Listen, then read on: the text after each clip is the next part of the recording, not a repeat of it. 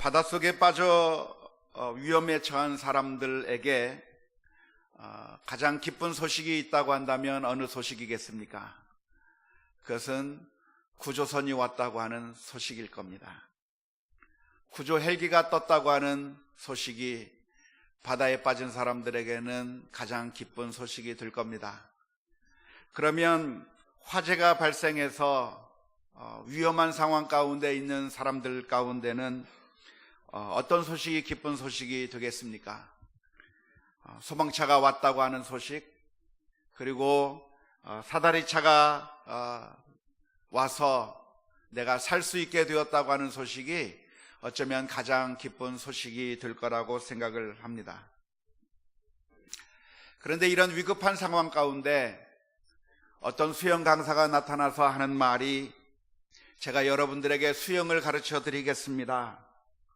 생존 수영을 가르쳐 드릴 테니까 생존 수영을 따라서 해보십시오 라고 한다고 하면 도움이 되겠습니까? 지금 불이 나서 지금 아주 위험한 상황 가운데 어떤 사람이 나타나서 내가 여러분들에게 지금부터 점프하는 법을 알려드리겠습니다. 높이 뛰게 하는 법을 알려드리겠습니다. 저에게서 점프하는 법을 배우셔서 이 건물에서 저 건물로 뛰어가셔서 살아나는 것을 훈련해 보십시오 라고 말한다고 하면 도움이 되겠습니까? 전혀 말이 되지 않는 소리일 거라고 생각을 합니다. 예수님께서 이 세상에 오신 것은 무엇입니까? 그것은 우리가 절박한 상황 가운데서 예수님께서 오신 것이고, 우리의 힘과 능력으로는 우리가 구원을 받을 수 없기에 예수님께서 이 세상에 오셔서 우리를 건져내 주신 큰 기쁨의 좋은 소식이 되는 줄로 믿습니다. 성경에 죄의 싹은 사망이라고 되어 있는데, 그 말은 우리 중에 그 누구도 죄로 인해서 죄로부터 자유로운 사람이 없고 결국 영원히 멸망받을 수밖에 없다고 하는 사실을 말해주고 있는 겁니다. 이 세상의 대법원에서는 무죄를 선언합니다. 왜냐하면 증거 불충분하기 때문에 무죄를 선언하는 것이고, 검사가 죄를 제대로 입증하지 못해서 무죄를 선언하기도 하고, 심지어는 검사가 죄를 입증하고 싶은 의지가 없어서 대법원에서는 무죄를 선언할 수도 있지만, 우리가 하나님의 심판대 앞에 서게 된다고 한다면 그 누구도 빠져나갈 수 있는 법꾸라지는 단 한 사람도 없을 것입니다. 이 세상의 심판정에서는, 이 세상의 검사실 앞에서는 팔짱을 끼고 여유롭게 웃음을 지을 수 있겠지만, 우리가 하나님의 심판대 앞에 서게 되면 그 누구도 팔짱을 끼고 여유롭게 있을 수 있는 사람은 단 한 사람도 없는 것이고, 죄의 대가는 사망이요 사형에 처할 수밖에 없다고 하는 그 하나님의 법 앞에서 그 누구도 피해갈 수 있는 사람은 단 한 사람도 없는 줄로 믿습니다. 그런데 이런 상황 가운데서 마치 수영 연습하듯이, 그리고 점프 뛰기 연습을 하듯이 우리가 깨끗하게 살면 살아날 수 있을 것 같고, 돌을 닦고 열심히 수도하면 문제가 없을 것이라고 말하는 그것은 잘못된 일이라고 말할 수 있겠습니다. 우리와 같이 영적으로 절망적인 상황 가운데서 가장 기쁜 소식이 있다고 한다면, 우리를 영원한 심판 가운데서 구원해내실 구원자 예수님께서 오셨다고 하는 이 성탄의 소식이 가장 기쁜 소식이라고 하는 사실을 기억할 수 있기를 주님의 이름으로 축원합니다. 요한복음 3장 16절과 17절 말씀은 이렇게 기록합니다.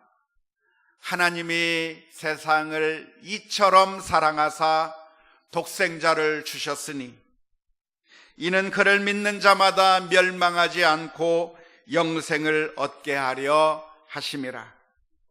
하나님이 그 아들을 세상에 보내신 것은 세상을 심판하려 하심이 아니요 그로 말미암아 세상이 구원을 받게 하려 하심이라. 우리에게 놀랍고 기쁜 소식이 있다고 한다면 그것은 무엇보다도 하나님께서 세상을 사랑하셨다는 것. 오늘 우리가 들을 수 있는 가장 놀랍고 가장 기쁜 소식이 무엇이냐면 하나님이 우리를 사랑하셨다고 하는 소식이야말로 가장 기쁘고 놀라운 소식인 줄로 믿습니다. 하나님께서 우리를 사랑하셨기 때문에 우리가 죽는 그 모습을 바라보고만 있을 수가 없는 겁니다. 하나님께서 우리를 사랑하셨기 때문에 우리가 바다에 빠져 죽는 그 모습을 보고 불길에 휩싸여 죽는 그 모습을 보고 그냥 저 멀리서 가만히 있을 수만은 없는 것입니다. 만일 우리를 개나 돼지로 여긴다고 생각한다면 죽어가는 그 모습을 보고도 사람들은 움직이지 않을 것입니다. 그냥 저 멀리서 바라보면서 거참 안 됐구나 혀를 끌끌 찰 수는 있겠지만 우리에게로 다가올 수는 없는 겁니다. 만일 우리를 개나 돼지로 여긴다고 한다면 나는 구원할 책임 있는 자리에 있지 않다고 발뺌하고 변명만 하고 말 것입니다. 하지만 사랑한다고 한다면 죽어가는 그 모습을 보고 가만히 있을 수 없는 것입니다. 우리가 텔레비전 뉴스에 불이 나는 그 모습을 보면서 안타까운 마음을 가지고 있지만 우리는 그 방 안에서 더 이상 움직이지 않습니다. 왜냐하면 우리랑 아무런 관련이 없는 사람이고 우리와 아무런 일면식도 없는 사람들이기 때문에 안 됐구나 하는 정도까지 있는 것이지 그곳을 향해서 달려가지는 못하는 것입니다. 하지만 사랑하는 사람은 그 모습을 보고 그냥 가만히 앉아 기다리는 것이 아니라 구경만 하는 것이 아니라 자신에게 방법이 없어도 그 순간에 달려가는 거예요. 사랑하는 사람이 저 안에 있으면 이곳에 가만히 있는 것이 아니라 달려가는 것이고 어떻게 해서라도 구원하고자 하는 그 마음 가운데 달려가게 되는 것입니다. 하나님께서 세상을 사랑하셨기 때문에 하나님께서 하신 일이 있다고 한다면 그것은 우리에게 빵 하나 던져준 것이 아니에요.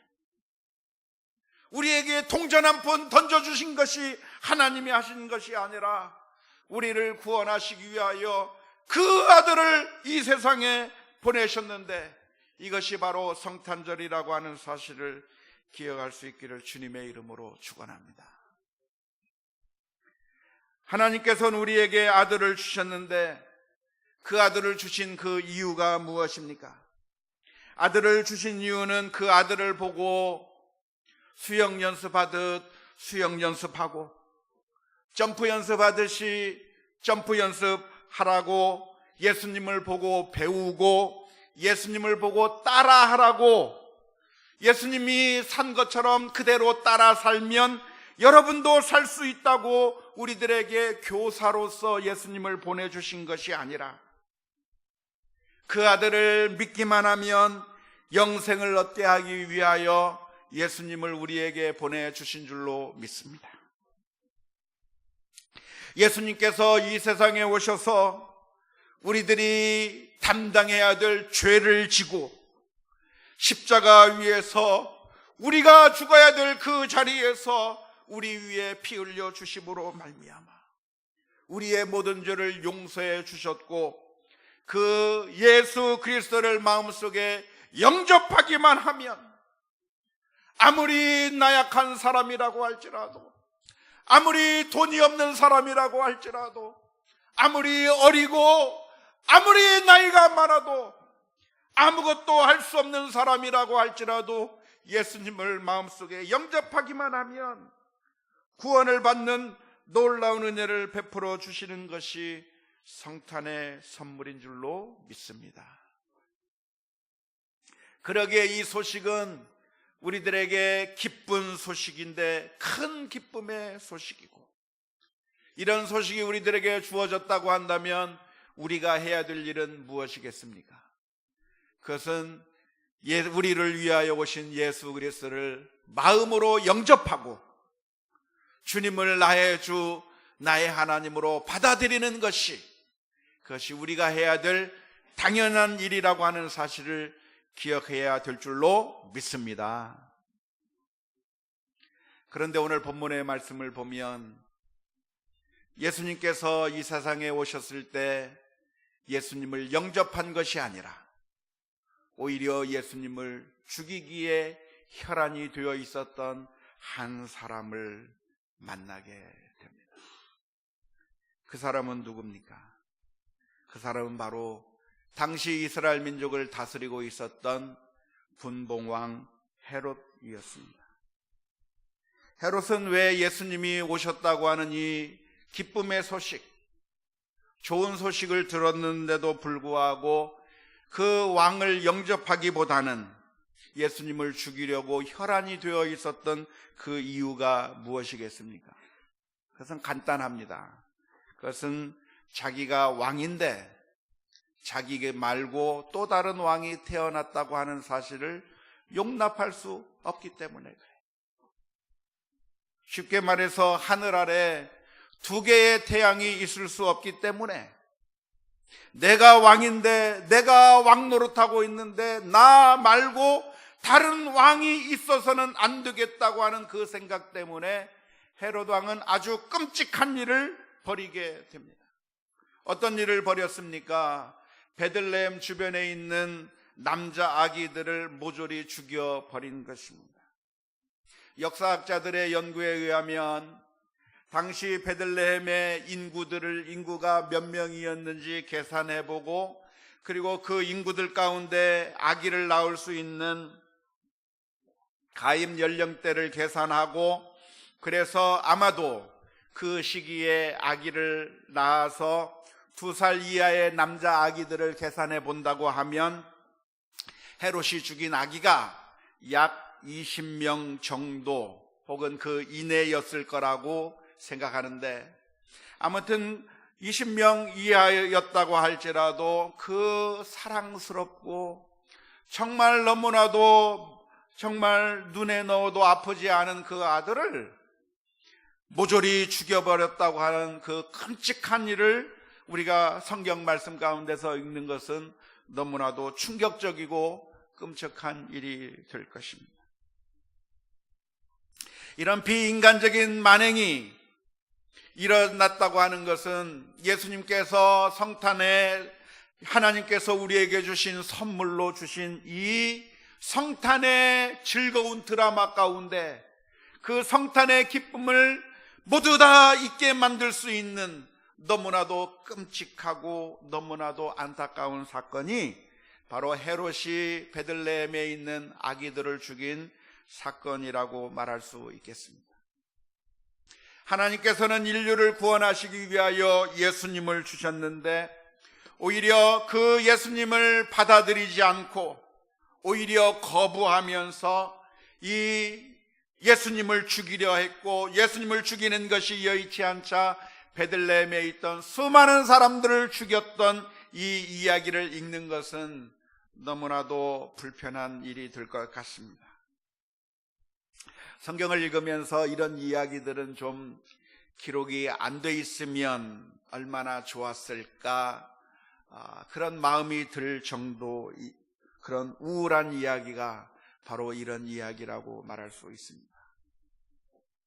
그런데 왜 성경은 이런 정말 아주 참 그림자 같은 어두운 이야기, 별로 유쾌하지 않은 이 이야기를 이 예수님의 탄생 이야기 가운데 기록하고 있는 그 이유가 무엇이겠습니까? 이런 이야기는 좀 기록하지 않았으면 좋을 것 같은데 성경에 이런 헤롯 왕의 이야기를 기록하고 있는 그 이유가 무엇이겠습니까? 그것은 첫 번째는 그것은 역사적인 사실이었기 때문이고, 두 번째로 생각해 본다고 한다면 그것은 바로 이렇게 반응하는 헤롯 왕의 반응이 지금으로부터 2000년 전에만 있었던 아주 이상하고도 아주 우리가 쉽게 생각할 수 없는 그런 아주 특이한 일이었기 때문이 아니라, 사실은 이러한 반응이 오늘날 우리가 쉽게 만날 수 있는 반응이기 때문에 그렇습니다. 예수님을 죽이려 하고 이렇게 하나님의 은혜를 거부하는 이 모습이 오늘 우리들이 만나고 있는 바로 우리들의 모습이기 때문에 그렇습니다. 당시 헤롯 왕이 이스라엘 땅을 다스리고 있었던 왕이었던 것처럼 오늘 우리들도 어떤 의미에서 다 왕과 같은 사람이라고 말할 수 있습니다. 오늘 우리들은 다 왕처럼 살아갑니다. 왕이 되고자 하는 그런 욕망들이 우리들에게 모두 다 있습니다. 어떤 욕망들이 있습니까? 나는 내 마음대로 살고 싶고, 내 뜻대로 살고 싶고, 내 결정에 따라 살고 싶어 하는 그런 왕과 같은 마음이 우리들의 마음 가운데 깊이 들어 있습니다. 내게 있는 시간 내 마음대로 쓰고 싶고, 내가 가지고 있는 돈 내 마음대로 사용하고 싶고, 내 인생을 내 마음대로, 적어도 다른 사람은 몰라도 내 인생만큼은 내 뜻대로 살고 싶고, 내 마음대로 살고 싶고, 내 마음의 왕자에 내가 들어가 있어서 내가 내 뜻대로 내 마음대로 내 마음이라고 하는 나라를 내가 왕이 되어서 내 뜻대로 살고 싶어 하는 것이 오늘 우리의 마음이라고 말할 수 있을 겁니다. 그리고 내 마음의 왕자에 내가 앉아 있는데, 하나님께서는 우리를 향해서 해주시는 말씀이 우리들의 마음의 왕자에 예수 그리스도를 왕으로 모시고, 하나님께서 우리들의 마음의 왕자 가운데 오셔서 내 명령에 따라 순종하고 하나님의 말씀에 따라 복종하며 내 욕심대로가 아니라 하나님의 말씀대로 살라, 그렇게 우리에게 말씀하시고 너는 나를 따르라고 우리를 향해서 말씀해주고 있는데, 안타깝게도 우리는 하나님의 말씀에 순종하고 복종하기보다는 내 마음대로 살고 싶은 것이 우리들의 모습입니다. 그 옛날 헤롯이 이스라엘의 왕이 자기 자신이어서 자기가 왕으로서 이 세상을 마음껏 다스리고 싶어하는 그런 마음처럼, 오늘 우리들의 마음은 내가 왕이에요. 그래서 하나님의 말씀대로 순종하기보다는 내 뜻대로 살고 싶어요. 하나님께서 우리에게 말씀하시기를 내 이웃을 내 몸과 같이 사랑하고 원수를 사랑하고 오히려 위하여 기도하라고 말하는데, 그 하나님의 말씀을 내가 순종하고 싶지 않아요.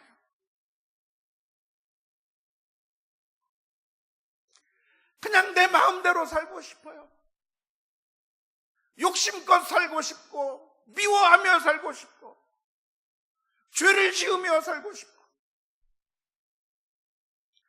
주님께서 우리의 마음의 왕자로 오셔서, 왕으로 오셔서 우리를 향해서 명령해 주시면 그 명령 앞에서 머리를 숙이고 복종하며 순종하며 살아가는 것이 아니라, 왕으로 오신 예수님의 그 음성을 애써 짓눌러버리고 애써 꽉꽉 누르면서 우리들의 그 더러운 욕심에 따라 내가 왕이 되어서 내 마음대로 살려고 하는 그 욕심이 오늘 우리들의 마음 가운데 있고, 그래서 어쩌면 우리가 그 옛날 헤롯이 베들레헴 주변에 아기들을 죽이려고 했던 그런 사악한 마음처럼 오늘 우리도 하나님의 우리에게 왕이시라고 하는 사실을 애써 거부하면서 하나님을 죽이려고 하는, 왕이신 하나님을 거부하려고 하는 움직임이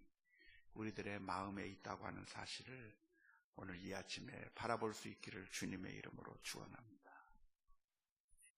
오늘 이 아침에 우리가 기도해야 될 기도의 제목이 있다고 한다면 주님 앞에 이렇게 기도해야 합니다. 주님, 내 마음을 주님께 드립니다. 내 마음의 왕자를 주 앞에 드리고 싶습니다. 종교개혁자 칼빈은 이렇게 이야기했어요.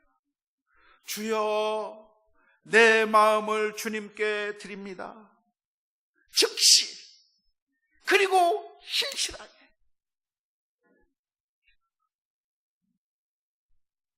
cor meum opero tibi domine prompte et sincere.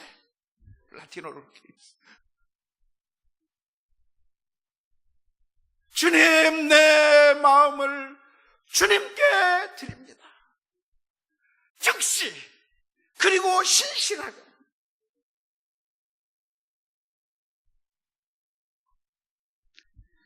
왜 사람들은 주님을 우리들의 마음속에 모시려고 하지 않고 내가 내 마음의 왕이 되어서 살고 싶은 마음으로 살아가려고 하는 그 이유가 무엇이겠습니까?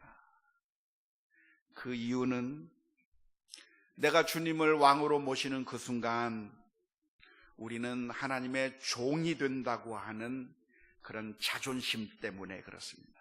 우리는 다른 사람에게 복종하는 종의 위치로 가는 것을 너무나도 천성적으로 싫어합니다. 내가 왕이 되고 싶은데 내가 주님을 나의 왕으로 모시면 내가 종이 되어버려서 결국 종처럼, 노예처럼 살아가는 것이 본질적으로 싫어하는 것이 우리들의 마음이기 때문에 그렇습니다. 그리고 주님이 내 마음의 왕좌에 있어서 그래서 주님의 명령대로 순종하며 살게 되면 그러면 그때부터 내 인생이 피곤해질 것이고 하나님께서 내 시간도 빼앗아가 버리고 내 물질도 빼앗아가 버리고 우리 자녀도 빼앗아가 버리고 내가 내 마음대로 시간과 돈과 재물과 능력과 모든 것을 내 마음대로 내 쾌락대로 살 수 있는데 내 쾌락대로 사는 것이 아니라 하나님의 말씀에 순종하면서 살면 그 인생이 너무나도 노예와 같은 삶을 사는 것이 너무나도 싫어서 그래서 우리는 주님을 우리들의 마음속의 왕자로 모시기보다는 내가 주인이 되고 싶어하는 마음들이 우리들에게 많이 있습니다. 하지만 우리가 주님의 음성을 들어보아야 될 줄로 믿습니다. 계시록 3장 20절 말씀에 보면 예수님께서 이렇게 말씀하십니다. 볼지어다 내가 문 밖에 서서 두드리노니 누구든지 내 음성을 듣고 문을 열면 내가 그에게로 들어가 그와 더불어 먹고 그는 나와 더불어 먹으리라. 아주 유명한 말씀이 바로 요한계시록 3장 20절의 말씀인데요. 우리가 이 요한계시록 3장 20절의 말씀을 오해할 때가 참 많습니다. 주님께서 우리 집의 문 밖에, 마음의 문 밖에서 문을 두드리고 있는데 그 두드리는 장면을 우리는 흔히 어떻게 생각하냐면 마치 지나가는 나그네가 성냥팔이 소녀와 같은 그런 불쌍한 사람이, 불쌍한 노인이 정말 먹을 것이 없고 입을 것이 없고 그리고 쉴 곳이 없는 그런 불쌍한 노인이 우리들에게 와서 문을 열어주세요, 문 좀 열어주세요, 간청하는, 예수님께서 우리에게 와서 제발 문 좀 열어주세요, 나 좀 도와주세요 하는 것처럼 우리가 오해할 때가 많이 있습니다. 하지만 이 장면은 그런 장면이 아니라 왕 되신 주님께서 우리의 마음 가운데 와서 문을 두드리는 거예요. 우리 마음의 진짜 주인이신, 왕이신 우리 주님께서 우리의 마음 가운데 오셔서 우리의 마음의 문을 두드리는 겁니다. 어떻게 두드립니까? 문 좀 열어주세요가 아니라 이리 오너라 하면서 문을 두드립니다. 주인인 내가 왔다, 문 열어라, 종들아 문을 열어라, 성전의 문을 열어라. 우리들의 마음의 문을 주님께서 두드리시는데 지나가는 나그네가 우리들의 문을 좀 열어주세요 하는 속으로 묻는 것이 아니라 왕 되신 주님께서 문을 두드리면서 너희 하인들은, 너희 종들은, 신하들은 이제 진짜 주인이 왔으니까 너희들의 마음의 문을 열라, 그렇게 명령하고 계시는 거예요. 그런데 놀라운 일은 그 왕이 우리들에게 하시는 말씀이 볼지어다 내가 문 밖에 서서 문을 두드리노니, 왕 되신 주님에게 마음의 문을 열면, 음성을 듣고 문을 열면 그때부터 고생 시작, 그때부터 환난의 시작. 왕이 없다가 왕이 왔으니까 이제부터는 힘들고 어려운 일이 시작됐구나가 아니라 왕이 오는 그 순간에 내가 그에게로 들어가 그와 더불어 먹고 그는 나와 더불어 먹으리라. 왕으로 오신 우리 주님께서 우리를 괴롭히고 힘들게 하고 우리를 망하게 만들기 위해서 우리에게 오시는 것이 아니라 우리 주님께서는 우리의 마음의 왕자로 오셔서 우리의 마음 가운데 왕자의 예수님을 모셔드리면 그 주님의 놀라운 축복으로 우리에게 은혜를 베풀어 주실 것이다 약속하고 계시는 줄로 믿습니다. 이것이 우상과 참되신 주님과의 차이점입니다. 이 세상의 우상은 우리를 향해서 좋은 것을 약속합니다. 공부라고 하는 우상은 너희가 공부만 잘하면 행복해질 것이다. 우리를 향해서 좋은 당근을 보여주고 있지만 결국은 결과가 입시지옥으로 우리 아이들을 쳐넣는 결과를 가져오는 거예요. 예쁘고 잘생기고 날씬하면 성공할 수 있고 행복할 것이다 말하고 있는데 결국 그러한 우상들 때문에 우리 인생들이 고통 가운데 살아가야만 하고, 우리 인생은 하나님을 왕으로 모시지 아니하면 내가 왕이 되는 것이 아니라 사실은 하나님을 그 자리에서 쫓아내면, 우리의 마음의 왕자 가운데서 하나님을 쫓아내면 내가 왕이 되는 것이 아니라 하나님 대신에 다른 우상들이 우리들의 마음을 자리 잡고 우리로 하여금 행복을 주는 것 같은데 사실은 우리를 망하게 만드는 그런 처절한 노예의 생활을 하게 될 줄로 믿습니다. 사랑하는 성도 여러분, 오늘 저와 여러분들의 삶 가운데서, 우리들의 마음 가운데서 하나님께서 내 마음을 다스리지 않았으면 좋겠다고 싶은 영역이 혹시 있지는 않으십니까? 주님, 이 부분만은 제발 말하지 마십시오. 이 부분만은 내가 주인이고 싶습니다. 이 부분만큼은 내가 왕이고 싶습니다. 라고 생각하는 그런 부분들이 아직도 있습니까?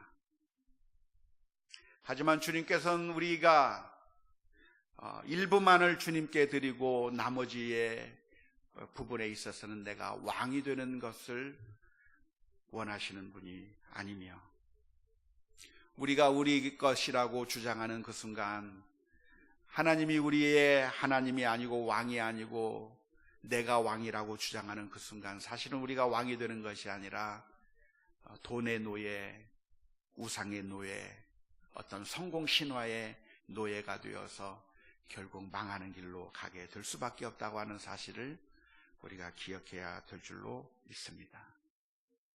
워낙에는 이 성탄 시즌에 내일 성탄절이 됐습니다.